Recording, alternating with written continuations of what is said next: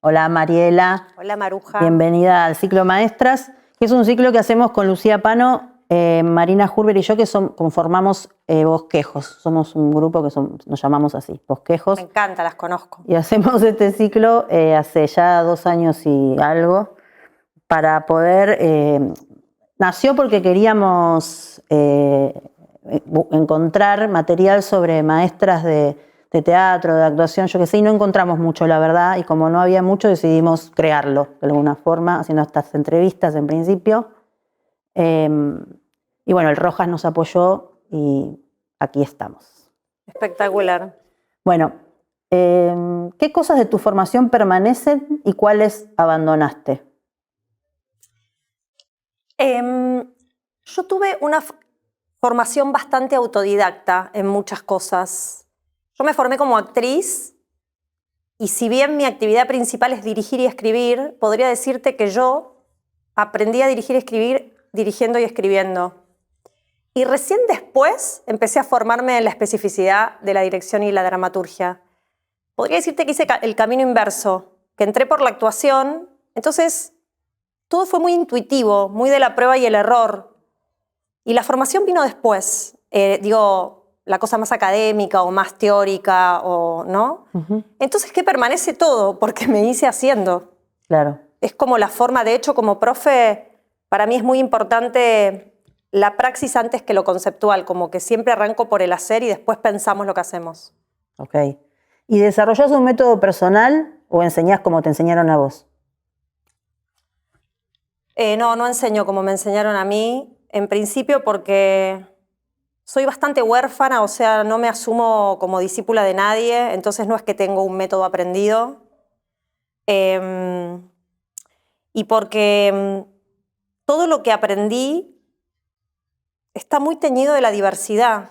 Entonces, un poco lo que enseño tiene que ver con la experiencia de hacer y con entender y ser perceptiva y permeable a la impronta de la persona que está estudiando. Como poder proveer herramientas técnicas para que pueda ordenar su impronta dentro de eso, ¿no? Uh-huh. Y no creo mucho en las reglas como fijas, la verdad, en el arte, en ninguna de las áreas. De hecho, como actriz, para mí eso es más claro. Yo todo lo que me enseñaron en la actuación para mí no sirve para...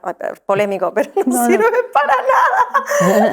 Como que son muy pocas las cosas que me enseñaron en la actuación que después cuando actué realmente las usé. ¿No las pudiste aplicar?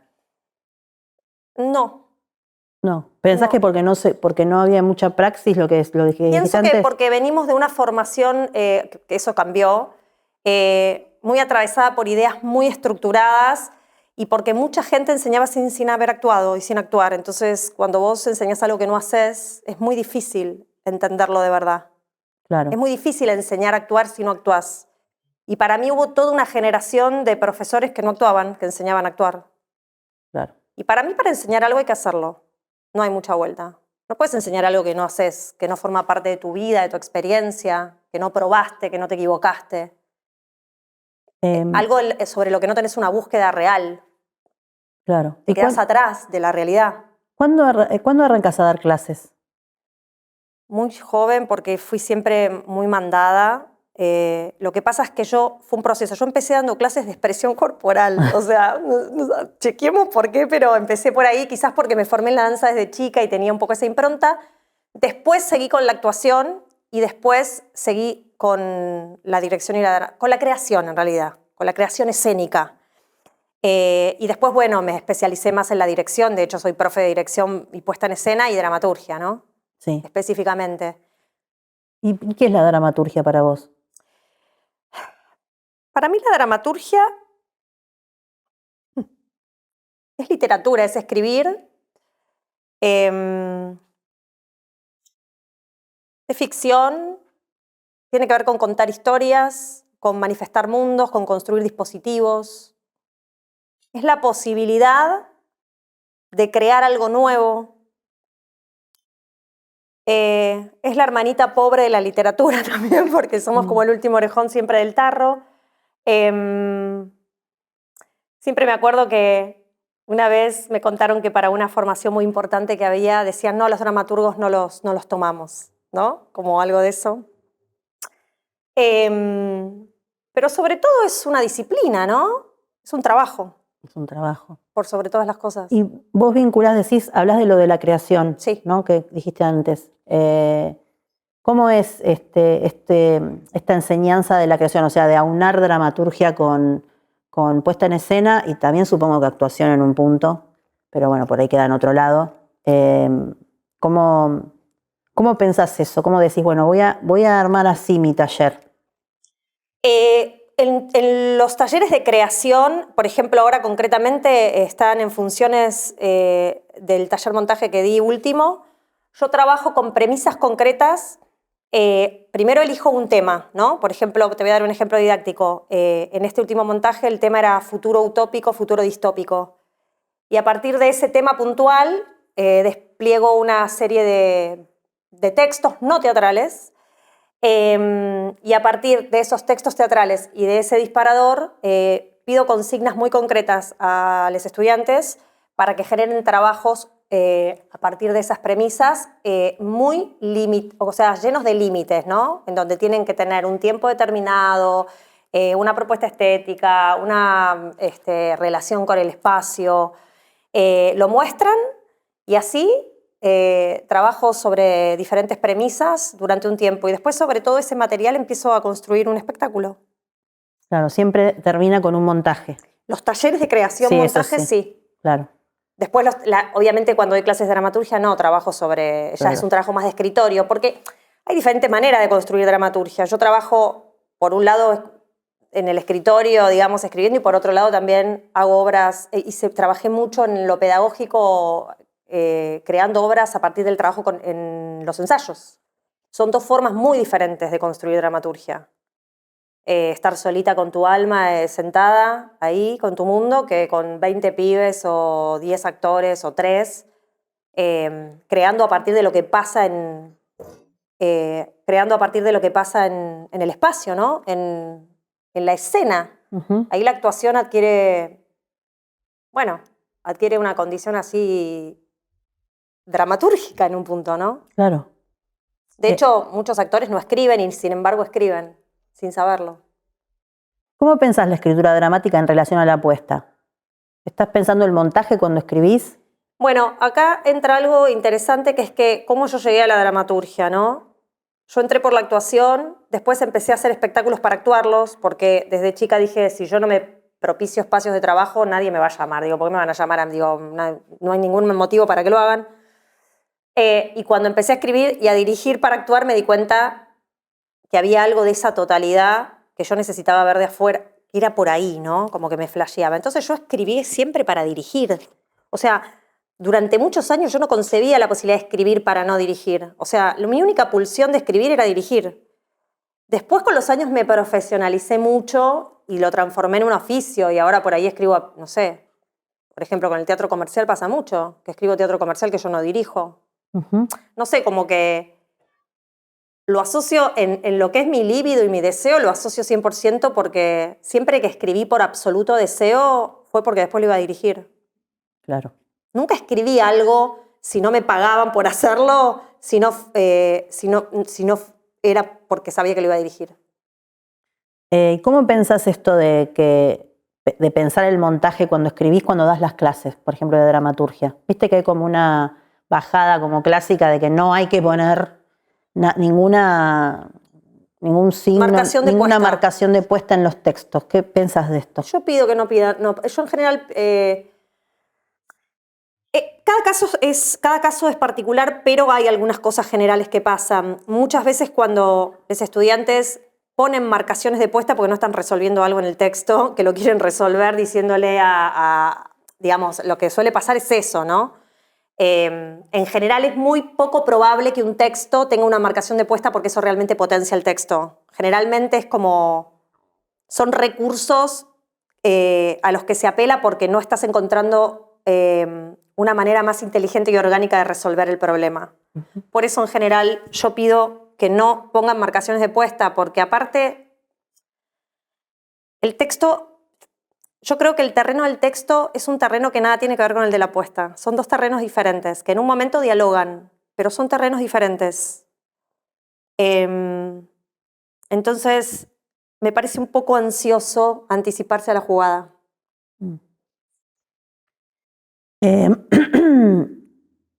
Dirigiste muchos proyectos de grabación de la UNA, ¿no? ¿Cómo fue el proceso de escritura de esas obras? Un poco contaste, pero... Hubo diferentes. Sí. De las que dirigí, hubo algunas que las escribí por fuera, que creo que son las más logradas dramatúrgicamente, digo, porque hay un trabajo dramatúrgico hecho sobre eso, que son Un campo de batalla y Ensoñación, que son las dos obras que escribí, digamos, con mi compu, más allá de lo que pasaba en la escena. Y después todas las demás las escribí en relación a este trabajo con los actores. Las obras como espectáculo funcionaban bárbaro, pero como textos escritos no son textos que yo, por ejemplo, difunda o publique, porque me parece que son textos que funcionan escénicamente. En cambio, las que me tomé el trabajo de sentarme a escribir, más allá de la diversidad, ¿no? de lo que proponían todos, son obras más logradas, más acabadas. Son obras con una identidad más allá de la apuesta. ¿Y cómo se hace para escribir para tantos actrices y actores? Yo me llevo bien con las multitudes. Es una virtud personal. O sea, tengo otros problemas. Pero yo me llevo muy bien con las multitudes. O sea, fluyo en la multitud. Sé hacerlo, digamos. Viste que hay cosas que a uno le salen más y otras menos. Eso es algo que sé hacer. Claro. Manejar grupos grandes. ¿Cómo pensás que lo sabes hacer? ¿Cómo lo...? Mira qué linda pregunta. Viste, son esas cosas que uno nunca se preguntan.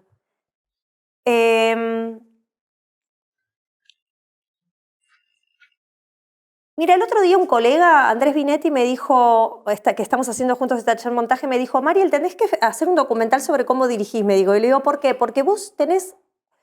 Dice, yo nunca vi algo así. Vos tenés una mirada como muy terces, como que estás viendo todo a la vez. O sea, yo no como que me decía, y yo me quedé pensando y digo, no sé qué es lo que me está diciendo, pero evidentemente algo ve. Y por ahí tiene que ver con eso, con la capacidad de poder estar viendo todo al mismo tiempo y organizándolo al mismo tiempo, que es algo que yo sé que no todo el mundo lo puede hacer. No. Así me trae mis problemas también. Eso que ahí me viene bien, en otros aspectos es un problemón, ¿no? Pero en el trabajo me hace muy productiva, muy creativa, porque soy mandona también. Y los mandones... Sos como una buena líder. Sí. No digamos mandona. Sí, soy una buena líder. Pero fui mejorando con el tiempo, porque no siempre fui una buena líder. Antes era más autoritaria y me deconstruí. Qué bueno. ¿En serio? Sí. Sí, me deconstruí. Sí. Porque yo también, tengo 47 años, yo también vengo de yo aprendí con los mismos tipos que aprendieron. Sí. Y escúchame, pero además sos práctica, ¿no? Sí. Sos una persona muy práctica. Sí. Soy poco rosquera. Vos y yo trabajamos mucho juntas. Sí. Sí, soy práctica. Sí, soy concreta, como que... Sí, claro. En el trabajo.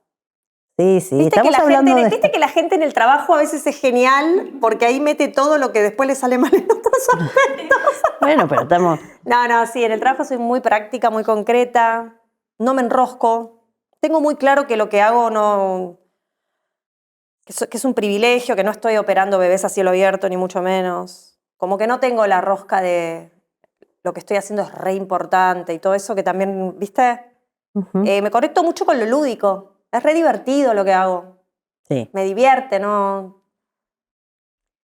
Y haciendo estos montajes, ¿no? Sigo con esto. ¿Descubriste alguna herramienta, por ejemplo? ¿Descubriste esto que decís que aprendés en la práctica? ¿Alguna cosa se te...? Sí. Por ejemplo, una cosa que para mí es fundamental, que yo aprendí en estas cosas, es la relación con el espacio. O sea, nadie que no tiene un registro real del espacio puede producir algo efectivo. Ni dirigiendo, ni actuando, ni escribiendo.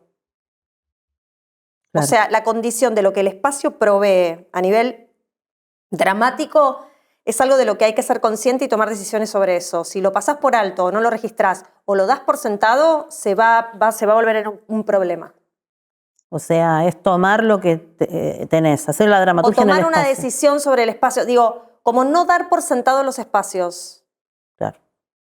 Después otra cosa que, por ejemplo, para mí es fundamental, que también lo vi en todos los aspectos, es no contar con la condescendencia del que ve. O sea, no pedirle al espectador lector que haga el trabajo que no está haciendo la obra. Todas esas cosas creo que son, bueno, no es que las inventé yo. Ah, bueno, Son cosas que... son las que tomás también. Pero son cosas que son muy importantes. Sí. Sí, sí. Hay gente que es más hermética y por ahí no piensan nada. Sí, puede ser, sí, claro. ¿Qué mirada tenés como maestra en relación a los tiempos de escritura de las obras? ¿No? No sé.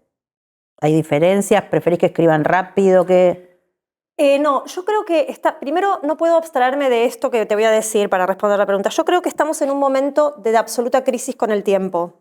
O sea, creo que estamos, creo que es un cambio de paradigma enorme a nivel cultural, social, no sé, existencial. Creo que estamos con una crisis del tiempo en donde nos relacionamos muy mal con el tiempo, muy mal.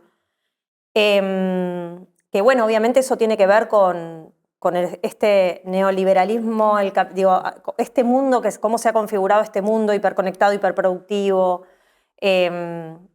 todo lo que ya están hablando todos los filósofos y toda no contemporáneo, nada nuevo, pero sí lo que creo es que crear, construir algo lleva un tiempo, y el tiempo tiene una espesura, tiene ¿no? Como es un territorio también el tiempo.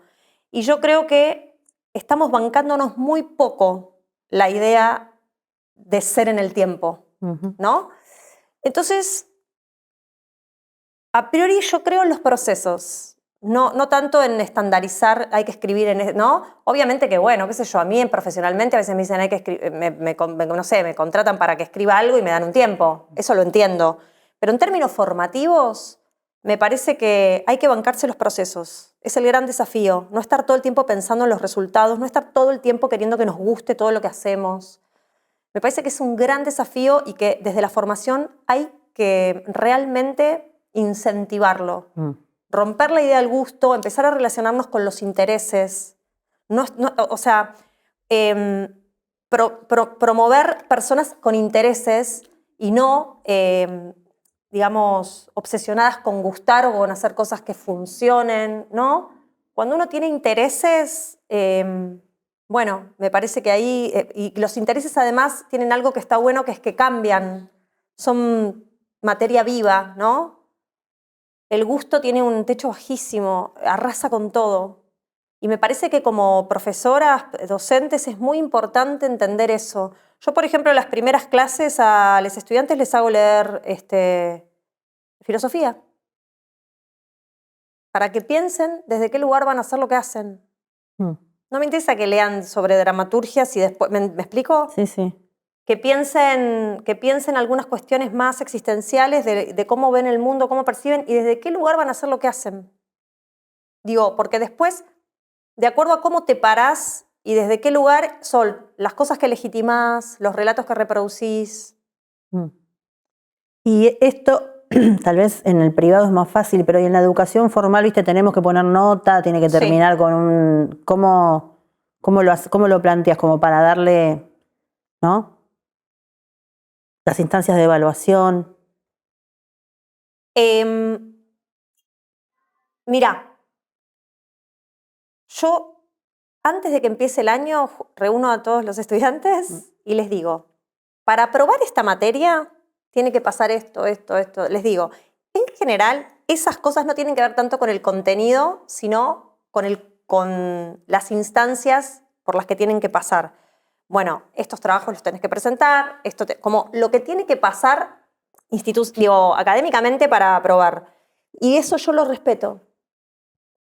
Porque me parece que ordena y porque me parece que la profesión requiere de disciplina. Cuando yo enseño, en lo académico enseño puesta en escena. Vos no podés liderar un equipo si no podés sostener las, no sé, 4 cosas que tenés que cumplir para, ¿no?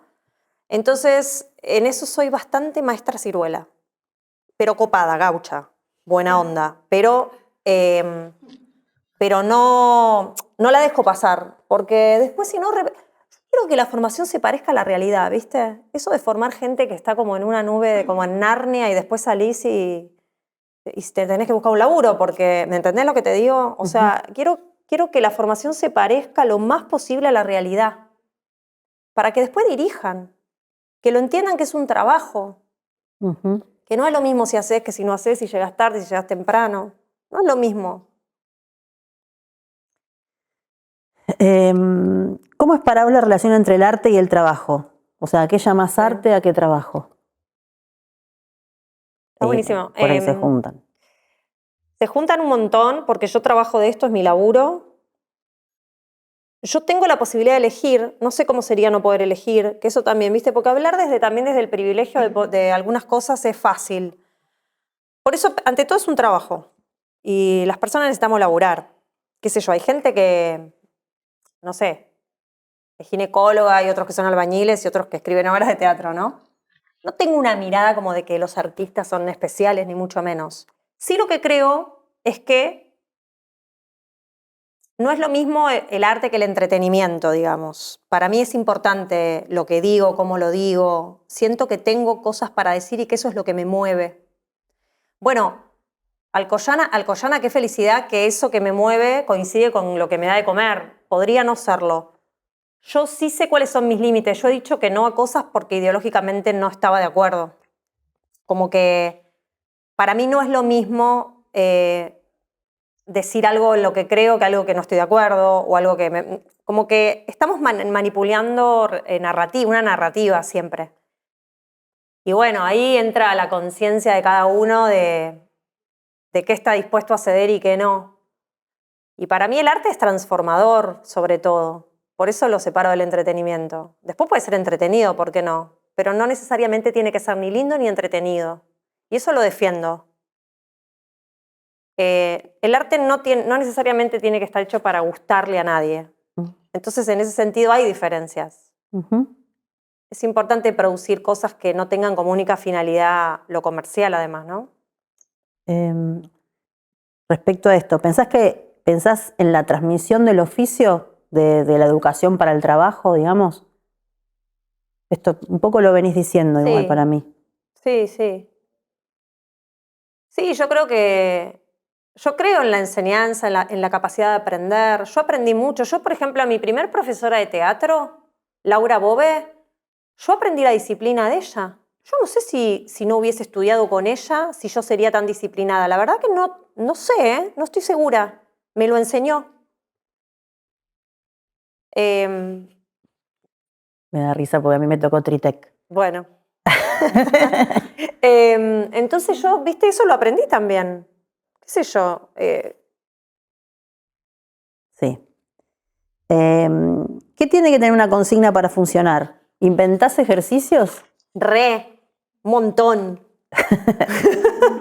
Me la paso inventando ejercicios. Para mí que tiene que tener claridad, ser concreto. Para que lo entiendan. Claro, para que... O sea, no hay nada peor para un actor o para quien sea que estar ahí como expuesto. Yo siempre doy el ejemplo una vez que fui con yo cuando mi hijo era chiquito, lo llevaba a una juguetería del barrio cada tanto y le demostraba como un sector de la juguetería acorde a mi bolsillo y a su edad, y le decía, podés elegir entre esto, esto, esto. Y él se recontraorganizaba, se autogestionaba el momento, tomaba una decisión, elegía, íbamos. Yo estaba resacada con el celular, le digo, elegí lo que quieras, Rocco. Y seguía así, y al rato lo miro que estaba así, totalmente desconcertado, mirando todo. Claro, elegí lo que quieras. ¿Qué haces con esa consigna? No podés tomar ni una decisión. Para mí es lo mismo. Los límites, ¿viste? Los límites que te permiten crecer. O sea, de las consignas que tengan unos límites. Por supuesto, límites claros. O sea, es más lo que digo que no se puede que lo que se puede, ¿me entendés? ¿Y algún ejemplo? ¿Algún ejercicio, un ejemplo o dos? Pará, déjame pensar, ¿de dramaturgia o de...? De que quieras. Decir uno y uno. Bueno, por ejemplo, en dramaturgia muchas veces les hago escribir una autobiografía que tiene que tener un defecto personal, una confesión y una mentira. Y a medida que la están escribiendo les empiezo a pedir cosas concretas para intervenirlas que no tienen necesariamente que ver con la autobiografía. Entonces es muy impuesto, lleno de límites, lleno de imposiciones, y después sobre eso sobre eso empiezan a articular, porque son tantos los engranajes que tienen como que atender, que fluyen. Después producen algo que no entienden bien qué es, pero que está lleno de vida, y sobre eso, bueno, seguimos aplicando procedimiento, ¿no? Claro. Ese es un ejemplo muy concreto de escritura que doy. Y de puesta en escena podría decir miles. El más básico, tenés 1 minuto, toma una decisión sobre el espacio y una decisión estética. Y haz el texto. ¿Qué sé yo? Como cosas simples, concretas. Una cosa que pasa mucho en la dirección es que cuando veo a los estudiantes que hay que trabajar sobre eso, que ponen a los actores y dicen, a ver, probá, vos probá algo. ¿Qué es probá algo? ¿No? Como esa falsa libertad. Sí. ¿Cómo pensás una devolución? Siempre empezando por la potencia, siempre. Amorosa y constructiva. Y técnica. Lo más técnica posible. Perfecto. ¿Cómo pensás que se opera frente al obstáculo, la traba de un alumno? Mira, una de las cosas que siempre les digo a los estudiantes es que los problemas del trabajo se resuelven en el trabajo. Que para mí eso parece una pavada, pero es un montón. Porque hay mucha rosca, ¿no? Como que pareciera que algo se traba en el trabajo y se pone en debate todo, ¿viste? El mundo, mi identidad, si yo sirvo para... ¿no? Como el grupo, como... en ese sentido, siempre trato de ir a los postres, ¿viste? Como no hay otra manera de resolver un conflicto que es trabajando sobre el conflicto en el contexto en el que el conflicto se generó, no fuera de ese contexto. Eso es algo muy concreto para mí. Y después las trabas se destraban trabajando, no hablando. Obviamente que bueno, sí, uno habla, pero... Yo, por ejemplo, una cosa que empecé a implementar en mis clases de dirección es que la devolución la doy el mismo día que tienen que volver a probar a partir de lo que devolví. No espero a la siguiente clase, ¿me entendés? Es, lo mostrás, te digo lo que tenés que resolver ya y lo volvés a hacer en el momento. No hay bueno, lo vemos en otro ensayo. Digo, es como, ya, ahora. Sí. No sé si respondí la pregunta. Sí, le respondiste. ¿Y si alguien se pone mal, se pone a llorar? Bueno, llora, que llore. ¿Qué sé yo? No hay que dramatizar. No pasa nada si alguien llora. El otro día una chica se cayó en un ensayo, ¿no? Y el alumno, ¿no? Como... Y sí, podemos todos correr y estar re angustiados, pero no estaba pasando nada grave. Solo hay que hacer lo que hay que hacer. Bueno, llamar al médico. ¿Me explico? Sí. Como... más tranqui todo. Sí. Si llorás, llorá aparte. ¿Cuál sería el problema de llorar? No, nada, ninguno. Te angustias, llorás. Y cuando terminas de llorar, seguimos trabajando. Porque es lo único que nos une, además, en esa... ¿Qué nos une? El trabajo. ¿Qué mirada tenés como escritora y como maestra de dramaturgia en relación a las categorías clásicas de la escritura dramática? Conflicto, acción, personaje. Me parece que es una categoría, que es algo, existe, forma parte. No tengo una mirada prejuiciosa sobre ninguna... está buenísimo que exista todo, que existan esas categorías y que también puedan pasar otras cosas. Todo puede convivir. ¿Y vos las ponés en juego en las clases? Todo. Yo doy estructura, todo, paso por todo. Me parece importante entender la estructura clásica para después ver qué pasó con eso o qué puede pasar. Claro. Es importante, como todo en la vida, es como la historia, qué sé yo, para entender, no sé, la Revolución Francesa, capaz tenés que primero, no sé, como que está bueno, ¿no? Como entender que todo suma. ¿Y qué lugar ocupa el amor para vos en los procesos de aprendizaje? Todo. Todo, todo, todo. ¿Por qué? Porque enseñar es un gran acto de amor. También uno aprende un montón, recibe mucho amor enseñando, y porque además Es muy militante enseñar en Argentina. No sé en otros países, pero yo acá, yo milito la enseñanza acá. Ganás 2 mangos, o sea, lo haces por militancia, no por otra cosa. Yo lo vivo así. Y porque yo tengo mucha vocación docente también, siempre la tuve. Yo amo dar clases. Yo siempre dije, si yo fuese multimillonaria, daría clases igual. Porque amo dar clases, soy feliz. Yo sé que hay mucha gente que da clases porque necesita laburar, no lo hace, y bueno, no la juzgo, pero realmente es un lugar que amo. De hecho, no doy más actuación porque no me divertía dar actuación, ¿no? Como un embole. Me mato. Pero amo dar clases y ver los procesos de las otras personas y poder ayudarlas a destrabar y darme cuenta de cosas que puedo mejorar. Ir perfeccionando mi rol porque me di cuenta que esto no funcionó o que a partir de algo que viví decir, no, esto lo tengo que mejorar. Como todo el tiempo tratando también de mejorar. Qué bien. Sí. ¿Cómo sería tu escuela de dramaturgia ideal?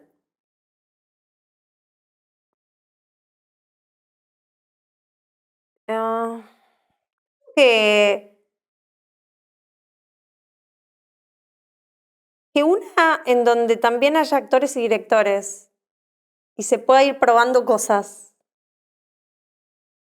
¿Y qué materias? Que no se disocie. ¿Se te ocurren materias? O espacios, no sé. No sé, me imagino que, por ejemplo, alguien que está escribiendo y que... ¡Ay! Toqué el micrófono. Alguien que está escribiendo, que tenga como a mano directores y actores para probar cosas y ver qué le funciona, dónde se le traba, como muy en diálogo con la escena, que no quede como algo disociado. Aunque la persona después escriba, no, digamos, sino como que pueda probar cosas con otras personas, porque el teatro es un hecho colectivo. Y estaría bueno que los dramaturgos no se queden afuera de eso. Yo porque dirijo, pero a veces pienso el que solo escribe que bajón. O sea, se pierde como lo más lindo. Ahí solito, con su alma, como... Por ahí le gusta. ¿No viste que Cartoon dice que empezó a dirigir para no quedarse sin la cena posterior? O algo así dijo. Sí. Y sí, porque, no sé, es como la parte más linda, ¿no? La del encuentro con los otros. Sí. Y bueno, esta es la obligada, ya estamos terminando. A ver. ¿Cómo fue para vos hacer tu carrera siendo mujer? Bueno,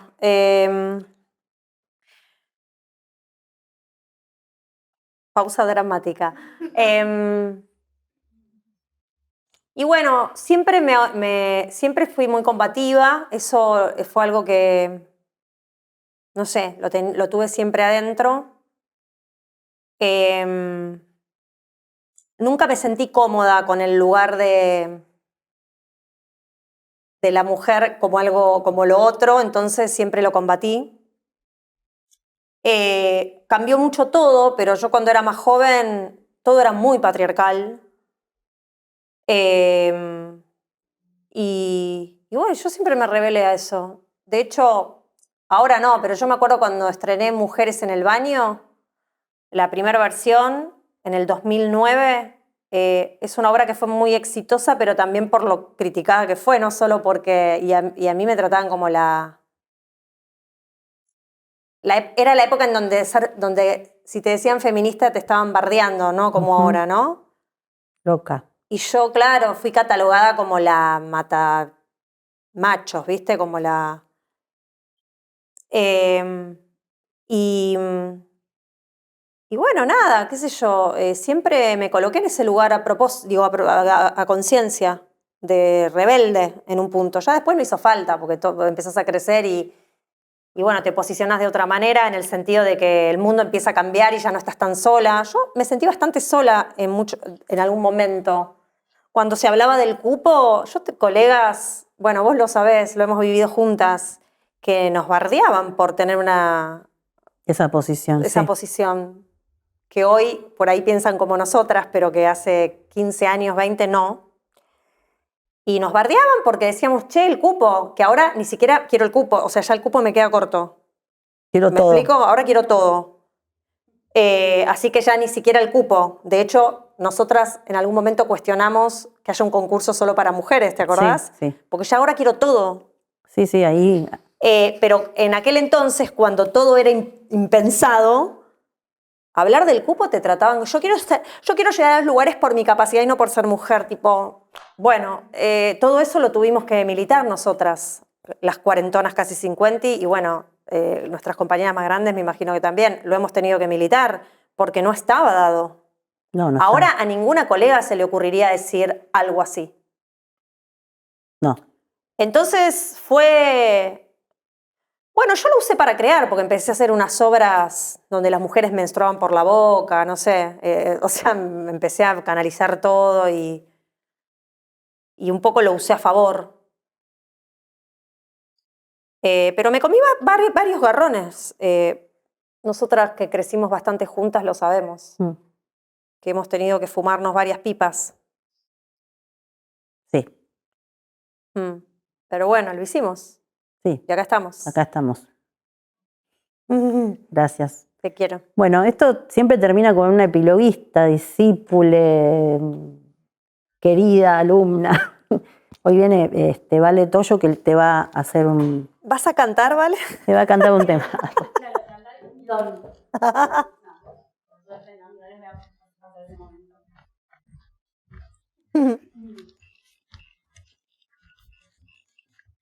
Bueno, hola a todos, a todas. Soy Valeria Toyo y estoy invitada a este ciclo para hablar de Mariela Asensio como maestra. María es actriz, dramaturga, directora y docente. La conozco hace casi 10 años. Trabajamos en muchísimos proyectos.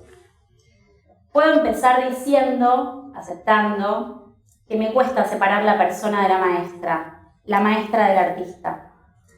En ella, para mí, todo está integrado. Es una misma forma de estar en el mundo, de posicionarse. Entonces, ¿cómo empiezo a hablar de ella particularmente como maestra? Me gusta la frase con la que arranca el libro Elogio del riesgo, voy a intentar pronunciarlo bien, Andu Furmantel, algo así. La frase es: el instante de la decisión es una locura. Y la traigo porque hay algo en Mariela que tiene que ver con eso, con invitarte concretamente a decidir, a animarte, a arriesgarte, a arrojarte, a entregarte, confiar, andarte. Varias veces la escuché decir: tener seguridad en escena, tener seguridad para escribir, no existe. Un día tenés que tomar una decisión y hacer desde ahí. Si pensás demasiado, perdés potencia. Aprender con ella tiene que ver con eso, con atreverse, con tomar la decisión de estar presente, aun cuando no sepas si va a salir bien. El riesgo no es lanzarse al vacío porque sí, sino animarse a vivir una experiencia. Y en ese riesgo aparece la posibilidad de aprender, aparece la posibilidad de que algo se mueva, de que haya transmisión. La decisión de arriesgar habilita. Me gusta pensar esto, que la decisión de arriesgar habilita como un eco, una inteligencia particular sobre tu potencia. Te devuelve algo. Pienso que enseñar o aprender son actos de confianza. Que enseñar es ofrecer algo sin saber del todo cómo va a llegar. Y que aprender es abrirte, es dejarte afectar. Mariela enseña así, con confianza, con una hospitalidad enorme. No hay fronteras entre el hacer y el enseñar. Te recibe como si ya fueras parte del mundo del teatro, incluso cuando vos todavía no te lo crees. Una clase con ella es trabajar y mucho, correr los límites de la comodidad. Va a verte como un artista completo, aunque vos no te consideres así. Y va a trabajar asumiendo que eso está ahí, que solo hay que hacerlo aparecer. Tiene una capacidad enorme de integrar su mirada crítica del mundo a una clase. No exagero. Te invita a crear, a pensar, a hacer, pero también a escuchar. No pone por delante el ego ni la individualidad, sino el grupo, el proceso, lo común. Estar en clases, obras, proyectos con ella te obliga a dejar de mirarte solo a vos misma, vos mismo, y a mirar lo que pasa con los otros. Levantar la cabeza, inscribirte en una totalidad. Muchas veces lo escuché decir: el teatro es el otro. la otra. Y ahí entendés, no se trata de negar lo que te pasa, sino de poder trascenderlo, de ir más allá del registro de lo mío. ¿Qué le pasó al público? ¿Qué dice mi directora? ¿Qué dicen mis compañeros? Como maestra te invita a escuchar distinto, a ampliar la mirada, a dejarte modificar, sin juzgarte ni juzgar. En sus clases, en sus proyectos, en sus ensayos, se arma algo colectivo, una especie de corriente que pasa entre todos. Ahí el aprendizaje no es algo que se guarda, sino algo que se hace circular. Y quizás por eso su enseñanza sigue presente en quienes fuimos parte de sus espacios compartidos. Porque no se trata solo, aunque haya, técnica o ejercicio, sino una manera de estar juntos, de crear juntos, de mirar. Y por sobre todas las cosas, y clave en estos tiempos, posicionarse en nuestra profesión. Pensar es un hecho colectivo. Este escrito incluso es consecuencia de conversaciones que tuve con otras personas. En las obras, en las puestas, siempre hay otros. No existe crear solo. Aprender es con otros. No podía concebir la idea de que este espacio, de que esto que estoy diciendo solo lo diga yo. Entonces pensé en convocar a otras personas, a otras voces, que de hecho ya están en este texto, pero además me gustaría que se escuchen. ¿Puedo pedir el audio que enviar? Mariela es como una especie de rayo energético inspirador que te pone a trabajar. O sea, si la tengo que definir es un poco eso.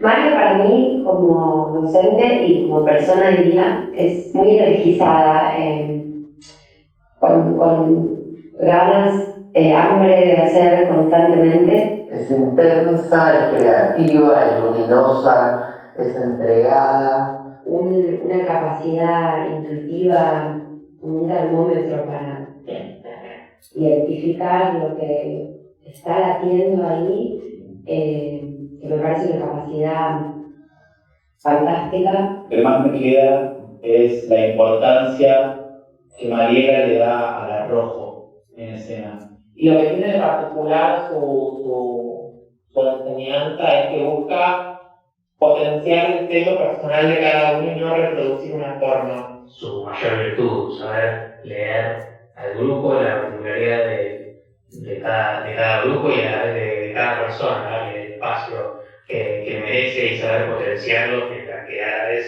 genera una red grupal que contiene. Hay algo más del orden de lo organizativo en grupos numerosos, de saber lidiar con eso, que me llamó mucho la atención, como algo muy resolutivo. Logra que las personas nos pongamos a disposición y trabajemos como en un propósito común. Enseña a sus compañeras y a sus colegas a abordar el trabajo, a pararse en el campo teatral, a tener una actitud propositiva y empoderamiento y a tener mucha claridad sobre el valor de nuestro trabajo. Placer trabajar con un artista. La verdad que Mari es una artista, entonces hay algo de lo potente y de lo deslumbrante de eso que a mí me fascina. No hay una Mariela docente y una Mariela persona, y como ella es muy capa en la vida, es muy capa en la docencia. Mariela es como una especie de rayo energético inspirador que se pone a trabajar. O sea, si la tengo que definir es un poco eso. María para mí, como docente y como persona diría, Hay que cortarlo. Me quieren elevar el autoestima. Bueno, para que lo escuches otra vez. Bueno, Ahí está. recién escuchamos a Pilar Ruiz, Daniela Charte, Paco Goris, Nacho Linares, Paula Lutini, José María Muscari, Caro Wolf, Valentino Alonso, Andrés Binetti, entre otras personas, entre un montón de personas que se formaron con Mariela o que dieron clases con ella o que dan clases como Andrés Binetti en la actualidad o Pilar Ruiz. Y yo cuando los escuchaba pensaba, ¿podría enseñarse o podría pensarse el teatro o su enseñanza, sea actuación, puesta o dramaturgia, desde una sola voz? ¿Sería posible no poniendo el cuerpo en una totalidad, en ese nosotros que lo hace posible? El teatro en su esencia es un hecho y un acontecimiento colectivo. Y Mariela, como maestra, nos invita a decidir, a arriesgar, a hacer teatro desde el grupo, desde lo común. Eso es todo. Gracias enormes. Dale un abracito. Podemos abrazarnos. ¿Puedo abrazar? Sí. Vamos a abrazar un poco nervioso. Te quiero. Bárbaro. Hermoso. Gracias.